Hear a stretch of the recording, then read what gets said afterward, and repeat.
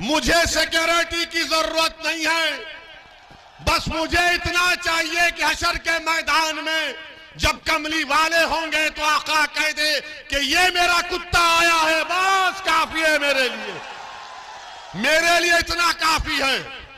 मरना तो है एक दिन, मगर जिएंगे कैसा वो दुनिया याद रखेगी उसको।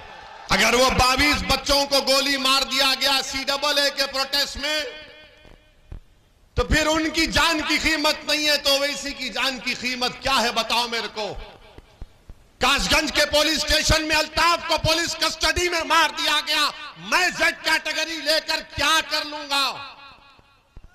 कब तक ये सियासतदान, कब तक नेता अपनी सिक्योरिटी की फिक्र करेंगे? अरे गरीब की जिंदगी तुम्हारी जिंदगी से बढ़कर है, याद रखो। जो नेता ये सोचना शुरू कर देगा कि गरीब का सुरक्षा मिलना चाहिए, दलित को मिलना चाहिए, महिलाओं को मिलना चाहिए, अल्पसंख्यक समाज के मुसलमानों को मिलना चाहिए, तब देश मजबूत होगा। मगर क्या मामला ये है, हमको बोले Z ले लो, हमने कहा Z कैटेगरी नहीं चाहिए, A कैटेगरी का शहरी का स्टेटस हमको दे दो, बराबरी दे दो। मेरे अजीज दोस्तों और बुजुर्गों, मैं ये अपनी तारीफ या अपनी मकबूलियत के लिए नहीं कह रहा हूं, मैं पूरी ईमानदारी के साथ कह रहा हूं। अल्लाह मेरे दिल का हाल जानने वाला है, क्योंकि मरकर मुझे भी हिसाब देना है। मैं नहीं चाहता हूं सिक्योरिटी मुझे लाख, मेरे दोस्त, मेरे भाई अकबर ने कहा कि ले लो भाई। मैंने कहा जब तक दुनिया में जिंदा रहूंगा आजाद पंछी की तरह रहूंगा। मैं सोने के पिंजरे में बैठकर अपनी जिंदगी नहीं गुजार सकता। हां, जिस दिन अल्लाह ने तय किया कि किसी की गोली से तू इस दुनिया से जाएगा, तो मैं तो कहूंगा परवरदिगार, हक तो यह है कि हक अदा ना हो सका,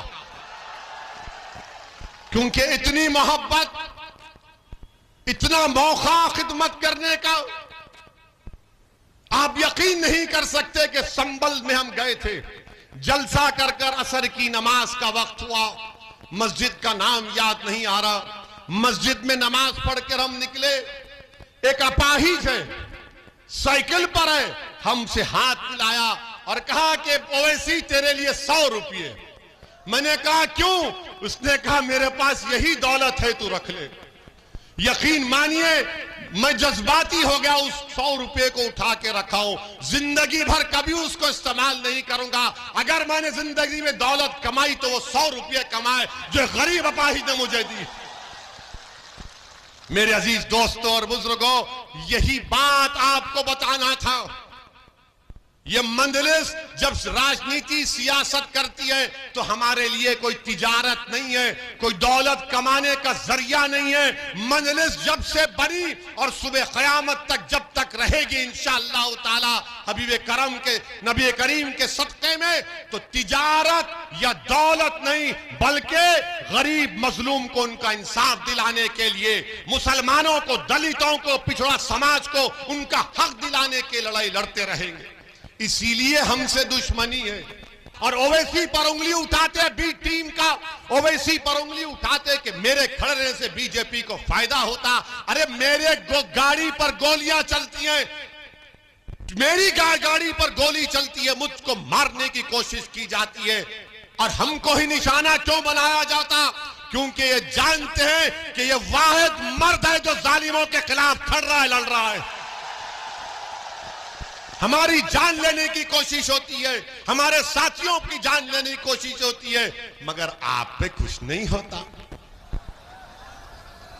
आप तो दूध के धुले हुए हैं, आपको तो कोई पूछता नहीं है। और हमारे अतराफ ये पूरे शैताना लगे हुए हैं, कोई गोली मारो, कोई गर्दन काटो। मेरे अजीज दोस्तों और बुजुर्गों, ये बात समझाने के लिए कह रहा हूं। मैं भी 2004 में एमपी बना, 2009 में अल्हम्दुलिल्लाह अल्लाह ने मुझे बनाया, हैदराबाद की आवाम को सलाम। 2014 में फिर से हैदराबाद की आवाम ने मुझे एमपी बनाया, 2019 में मुझे बनाया, मैं 4 मर्तबा का एमपी हूं। और मैंने हर एमपी को जो पैसा मिलता है एमपी लैट फंड का, एक आरटीआई एप्लीकेशन डालकर देखो, मैंने उन एक एक पैसे को इस्तेमाल किया हूं। मेरा काम दिखता है हैदराबाद में। एक नहीं, सुनो आप, एक इलाका है गोलकुंडा के नाम से, गूगल करो, गूगल करके देखो। वहां पर मैंने अपने एमपी फंड से 10 करोड़ की एक बच्चों की तालीम की डिग्री इंटर कॉलेज की बिल्डिंग बनाई, वहां पर एमपी के फंड से बनाई। वहां पर एक नहीं, वहां पर कम से कम मेरे ख्याल से 500 से ज्यादा बच्चियां तालीम हासिल करती हैं उस एक बिल्डिंग में। कई स्कूल की बिल्डिंग मैं बनाया हूं, कई जगह पर पानी की लाइन, सीवरेज लाइन का काम मैं कराया हूं। बताओ जो एमपी है आपने क्या किया? कौम अगर मैं कौम बोल के कौम को जज्बात में लेकर जाऊंगा और काम नहीं करूंगा तो फिर ये कौन सी मोहब्बत है कौम की? बताओ।